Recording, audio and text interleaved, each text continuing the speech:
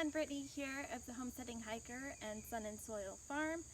Today is August 30th and I want to show you around our greenhouse. My husband Richard, who's filming, built this greenhouse for me in April, and we haven't shown you it because it's been hot here in North Carolina and we haven't been able to grow in it during the summertime. But finally it's cool enough for us to grow, so let's take a look around. This is an Anna White greenhouse. You can find the plans online. We modified it a little bit because we're in the south and it's really hot here. So this is a 10 by 12 greenhouse. You can see that we've added a shade cloth, and this helps keep it a little bit cooler in the summertime. We also changed the door so the entire front is green, and we have a metal panel we'll put over in the winter to help keep the heat in. Let's take a closer look on the outside. So we have our shade cloth here. We use gear ties with an extra screw that we put in to hold the shade cloth down. We don't really need lots because the air doesn't get stuck under it. We had some leaking on the inside, so we just put foam spray inside all of the ridges, and that helps prevent the leaking. The panels that we used were different than the ones on the plan. We actually had to use a second layer and cut it in half. If you can't find those ones at the store that they recommend in the plan, that's another solution of just working with what you got. Then from the back here, you can see what the fan looks like from the outside. One of our long-term plans is to get a solar panel to run this. We just haven't yet. We just have an extension cord and that works too. It's much easier.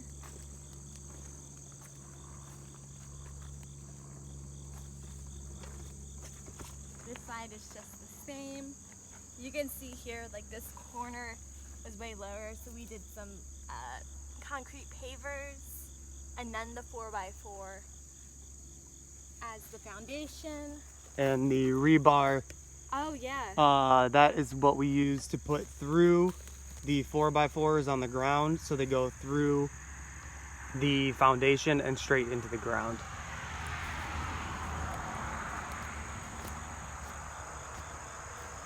You could show them the door too. Oh yeah.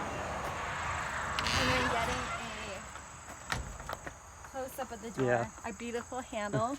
And then this is just for a patio door. It has a key here.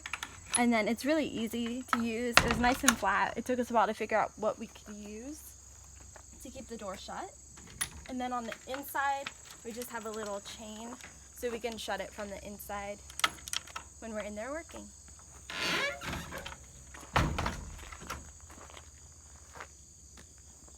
Let's go inside. So we built benches all along the sides. And you can see we have a lot of seedlings in here right now. We're also using it to dry seeds.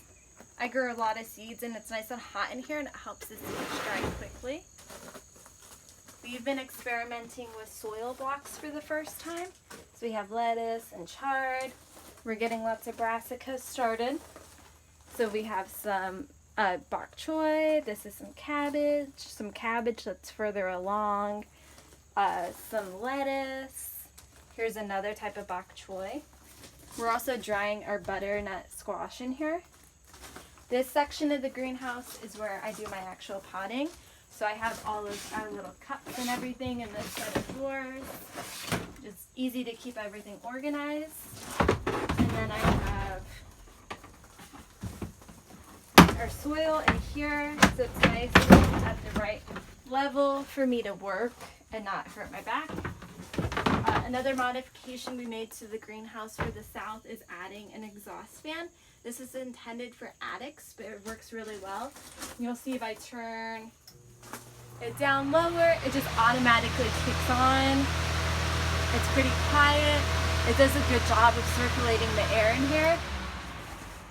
And then all along this side as well, we have more seedlings. We are going to be selling seedlings at the farmer's market next week. So we have collards and kale, more kale. we're really happy to have this greenhouse now because when it was hotter a few weeks ago, we had our seedlings outside. And you can see that the cabbage white butterfly caterpillars have like decimated them. We were having to pick eggs off of them every single day. Now that they're in here, they're safe.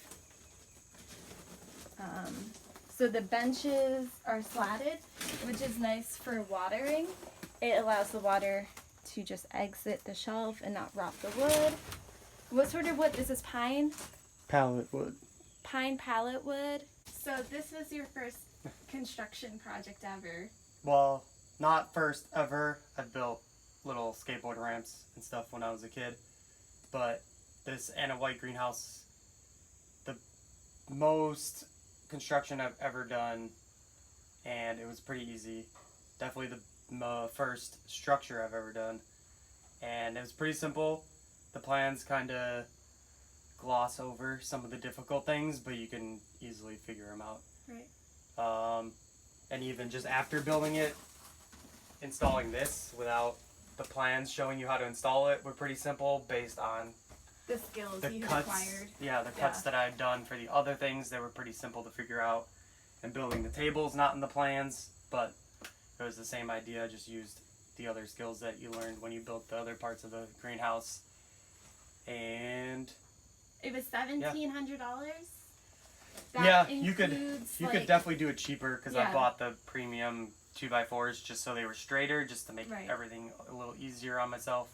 And that's including the fan, including the extra wood for Yeah. the tables, All the screws, We had all to the get bolts. gravel. We needed extra wood to create like a level foundation. Oh yeah, to do the foundation that Yeah, probably will cost an extra $200-300 to get the treated yeah. 4x4s. I think I got a couple 6x6s for one side, and really big bolts to bolt it down to the ground. Yeah. But it's pretty sturdy once you get it. The frame is pretty simple, but once you add this corrugated plastic and metal to it, it really makes it a lot stronger than you think it's going to be. So definitely go with the corrugated. Yeah. If you use something else, it might not be as sturdy. And another thing we learned is you don't put the wavy wood on the bottom. The metal doesn't need it. That's just for the plastic, but we had already used it on the bottom, so we kind of just had to improvise. Yeah. Any other? And definitely skip the ribbing that the plastic fits into.